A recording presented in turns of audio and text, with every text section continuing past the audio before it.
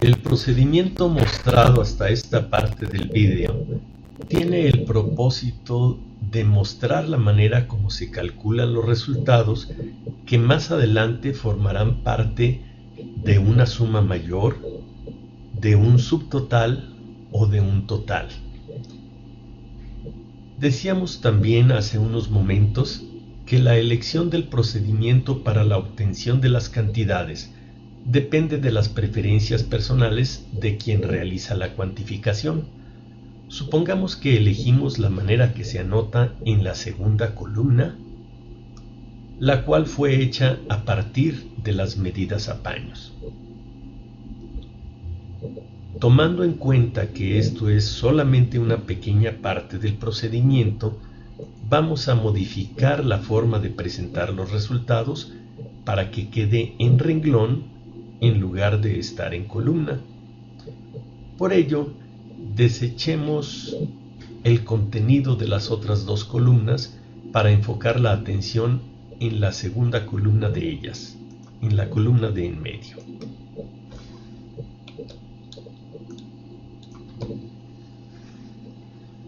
Enseguida, indiquemos la localización del tramo con que estamos trabajando, que es el eje A en el tramo de 1 a 3.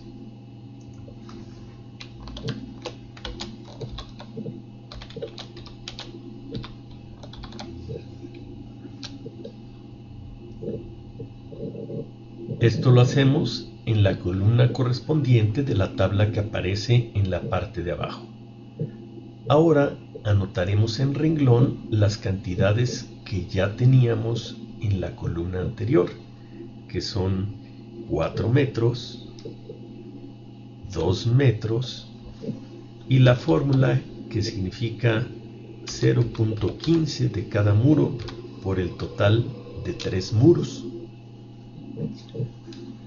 Ahora vamos a usar el comando de autosuma en la primera de las celdas de esta serie. El comando de autosuma nos va a pedir ahora que señalemos aquellas fórmulas que queremos incluir en la operación. Aunque solamente 3 de ellas contienen información, nosotros vamos a marcar 2 columnas adicionales por el motivo que vamos a indicar más adelante. Al momento de dar Enter, se calcula el total, que es de 6.45, el cual desde luego coincide con la cantidad que ya teníamos previamente calculada. Para finalizar, llevaremos este resultado a la columna de la tabla que contiene el largo del tramo. Esto lo vamos a hacer colocando el cursor en la celda en mención y capturando un signo igual y señalando enseguida la celda de la autosuma que contiene el resultado que deseamos traspasar o copiar. Al momento de dar Enter, esa cantidad se reproduce en la celda de la tabla.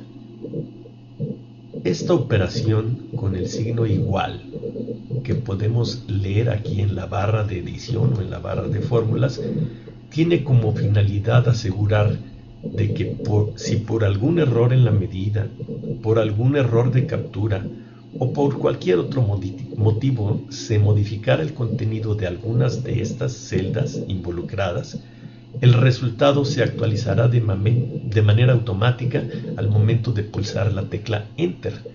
Si, por ejemplo, la cantidad correcta fuera 3, la actualizamos en la celda y el resultado cambia a 7.45. Si deseamos revertir esta operación, que solamente tuvo por objeto mostrar la manera como funciona, oprimimos el botón de deshacer y las cosas llegan al estado original, coincidiendo en este nuevo procedimiento con el que teníamos anotado en el resultado de la suma en columnas. Toca su turno al eje B. Debemos ahora calcular su longitud. Consideremos para fines de este ejemplo que el cimiento comienza a partir del paño de la mocheta del área de guardado, en este punto precisamente, y desde luego termina en el paño exterior del eje 3. Lo particular del eje B es que no existe un eje vertical que refiera el inicio del cimiento en donde comienza la mocheta. Esto se resuelve utilizando el nombre del eje vertical más próximo hacia la izquierda, en este caso el eje 1, y adicionando un apóstrofo al nombre del eje, con lo que este sería referido como el eje 1'. Ahora sí, podemos señalar la localización de este elemento como eje B en el tramo de 1' a 3.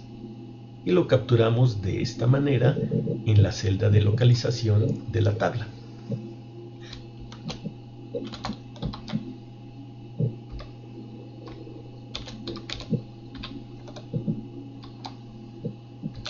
Ya está.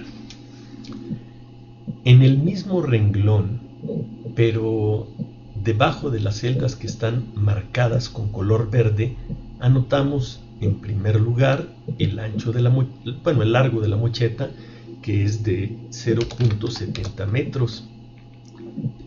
Luego la medida del baño a paños interiores, que es de 2 metros. Y finalizamos con la fórmula que considere el ancho de los muros de los ejes 2 y 3.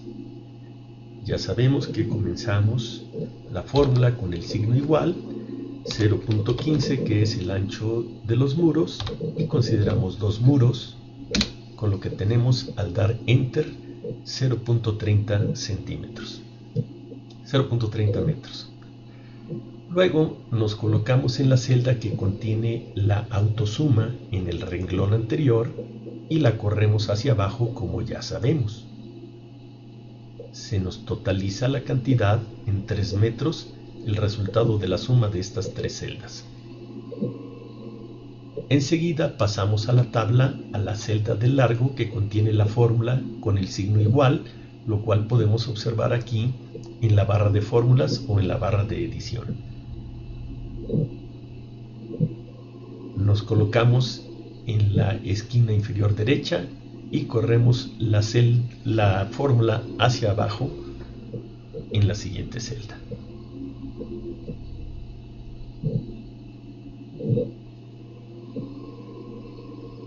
Ya que todavía nos quedan otros 4 ejes por cuantificar, pues nos interesaría correr estas fórmulas hacia abajo de una sola vez. ¿Cuáles son los ejes que nos faltan? El eje C horizontal y los ejes verticales 1, 2 y 3.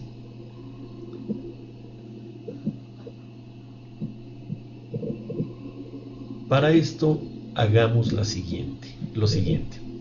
La última fila contiene las instrucciones que requerimos. Vamos a correr la fórmula de la autosuma hacia abajo, la fórmula que pasa el resultado de esa celda a la tabla. En este caso, nuestro renglón 33 contiene todas las instrucciones que requerimos para las 3 filas restantes y podemos correrla hacia abajo. Para eso vamos a hacer lo siguiente. Colocamos el puntero del ratón en la última fila, en este caso la número 33. Nos colocamos en la parte inferior derecha del cajoncito que contiene el número de renglón y nos damos cuenta de que el cursor cambia, al igual que antes, a una forma de cruz. Hacemos clic con el ratón y corremos el contenido de esa fila 3 renglones hacia abajo. 1, 2, 3 y soltamos el ratón. De esa manera las fórmulas se corrieron hacia abajo y ya simplemente nos quedará la tarea de calcular las medidas y la computadora hará el trabajo por nosotros. Continuemos con el eje C. El eje C en el tramo de 1 a 3. Aquí leemos del plano la medida de 6.15. Bueno, primero capturamos el nombre, eje C, tramo de 1 a 3. Y ahora sí, nos pasamos a la celda en la que vamos a ir anotando las medidas. 6.15 que leemos directamente del plano, y nos falta considerar el ancho de los muros de los ejes 1 y 3. Esos los vamos a calcular mediante una fórmula que comenzamos con el signo igual y ponemos 0.15, que es el ancho individual de los muros, por 2 muros, lo que nos da 0.30. La ventaja es que ahora los resultados aparecieron por sí solos, coincidiendo desde luego con el renglón del eje A en el tramo 1,3, 6.45. Con esto hemos terminado con los ejes horizontales. Ahora siguen los ejes verticales. Lo peculiar aquí es que hemos elegido que los ejes verticales sean ejes de relleno, por lo que debemos tomar en cuenta solo la parte o tramo de ellos que faltan para completar el cimiento. Se distinguen fácilmente con color verde en la figura de la planta arquitectónica. Enseguida veremos los detalles. Comencemos con el eje 1 en el tramo comprendido entre los ejes A y C. Aparece aquí con color amarillo en la parte izquierda de la tabla. Vamos a anotar su localización en la tabla de abajo.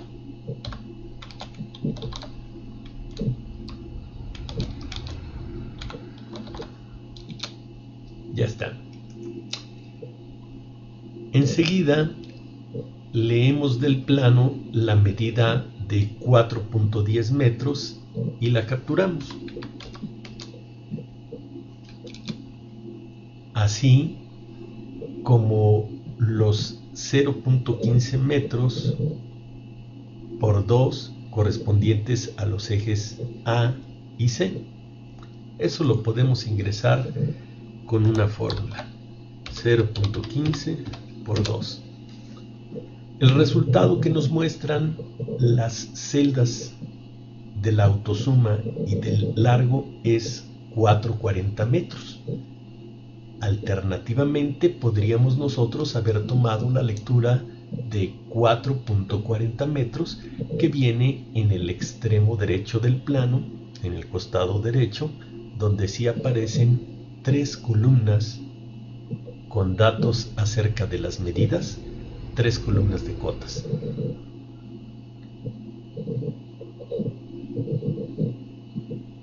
La alternativa era haber incluido estas 2 columnas ahora en el costado izquierdo. Lo importante aquí es descontar a esta longitud de 440 el ancho de 40 centímetros o 0.40 metros que ya fue considerado en la cuantificación de las longitudes de los ejes horizontales del cimiento en A y en C, que aparecen aquí marcados con color azul. Esto significa que debemos descontar 2 veces 0.40 metros y podemos hacerlo a través de una fórmula. Le ponemos el signo igual seguido de un signo menos y la operación 0.40 por 2. El resultado es de 360, que se pasa automáticamente gracias a las fórmulas que ya hemos capturado. Continuamos luego con el eje 2, eje vertical, entre los ejes A y B o en el tramo AB. Capturamos su localización en la tabla.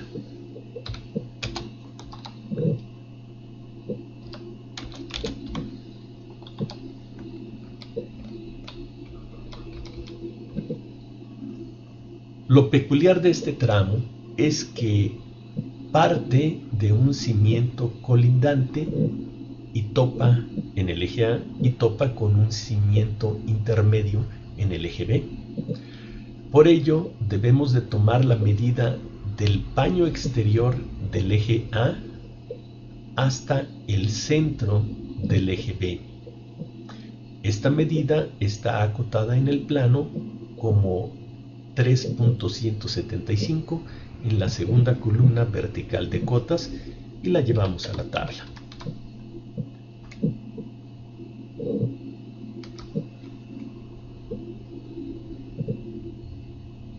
Debemos descontar, utilizando signo negativo, el ancho total del cimiento del eje A, que es colindante y que mide 0.40 metros, y la mitad del ancho de cimiento del eje B, que es un cimiento intermedio y que deberá ser entonces 0.40 entre 2, 0.20 metros.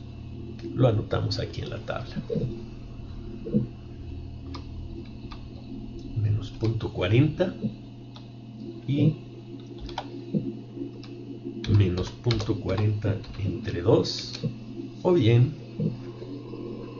directamente menos 0.20, como lo habíamos comentado hace unos momentos.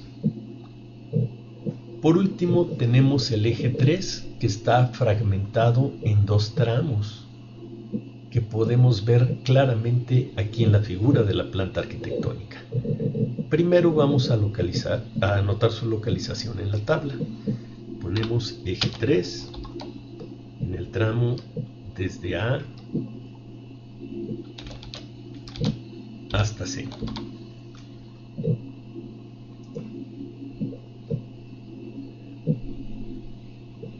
Luego tomamos el largo total que aparece en la tercera columna como 4.40 metros. Y por último le vamos a restar el ancho completo del cimiento en los ejes A, B y C. Esto lo podemos hacer con una sola fórmula, comenzando con el signo igual, siguiendo con un signo menos para la resta, y luego el ancho de 0.40 multiplicado por 3, lo cual le resta 1.20 y nos da un total de solamente 320. Ahora sí tenemos la longitud total del cimiento, o más bien de la cimentación, a lo largo de los ejes marcados con color azul y con color verde. Para cerrar la cuantificación de la excavación, debemos obtener la longitud total del cimiento. Esto podemos hacerlo a través de una autosuma, colocando el cursor debajo de la última celda de la columna donde anotamos el largo. Nos colocamos en esta parte y oprimimos el botón de autosuma, aceptando la entrada que por defecto nos sugiere Excel. Ahí está ya el total del largo. Sin embargo, para efectos de claridad, anotemos una raya de total mediante el botón de subrayado. Ahora solo falta considerar el ancho de la excavación, que hemos venido manejando en 0.40 metros, y una altura que mencionamos al principio del video, que dijimos que es de 0.60 metros. Procedamos a capturarlas. 0.40, 0.60. Multiplicando estas tres cantidades, obtendremos el volumen de la excavación. Esto se logra colocando el cursor sobre el mismo renglón, pero en la columna de total, e introduciendo una fórmula que comience con el signo igual, y a continuación se señalan cada una de las celdas involucradas en la operación y se separan con un asterisco. El largo, asterisco ancho, asterisco alto. Al final damos Enter y el resultado que se muestra es el volumen de la excavación expresado en metros cúbicos. Alternativamente, podemos usar la fórmula producto, que es similar a la de autosuma, pero que multiplica los números encontrados en el rango de celdas especificadas. Para eso voy a seleccionar estas tres cantidades de largo, ancho y alto y las voy a copiar un poco más abajo, solamente los valores. Aquí a la derecha voy a anotar el resultado utilizando la función producto, paréntesis, y marco el rango de las celdas involucradas. Cierro el paréntesis y oprimiendo la tecla Enter llego exactamente al mismo resultado. Con esto tenemos la cantidad que será pasada posteriormente a nuestro presupuesto como 6.066 metros cúbicos para la excavación en cepas. Es necesario o conveniente mencionar que estas mediciones, estos cálculos, los hicimos sobre el plano de la planta arquitectónica para poder fijar algunos criterios o poderlos tener como referencia más adelante. Lo adecuado, desde luego, es hacerlo sobre el plano de cimentación, pero finalmente el procedimiento, las prácticas serían prácticamente las mismas. Gracias.